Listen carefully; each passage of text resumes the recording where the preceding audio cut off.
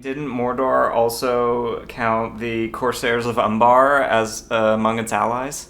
Yeah, the Corsairs of Umbar are kind of, that's kind of an interesting textual ruin. I'm not really quite sure how a whole society of pirates operates. You need to have some sort of government, some sort of treaties or trade or some sort of stable economy. Have you not seen One Piece?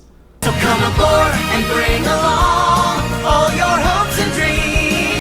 But you can't have a whole society just subsisting off of just pillaging. You absolutely can. You need to watch One Piece. And look, there's a broader discussion. I mean, some people theorize that the Roman Empire was all just one big pillaging operation where basically you expand the limits of the empire out, you get more slaves to work mines, the mines produce money, the money goes back to the citizens who then further fund the military excursions, and it's kind of this perfect triangle. Graeber in Money the First 5,000 Years or something like that. We'll put the picture up there. Does a really good job of kind of describing that cycle. So go check that out for yourself.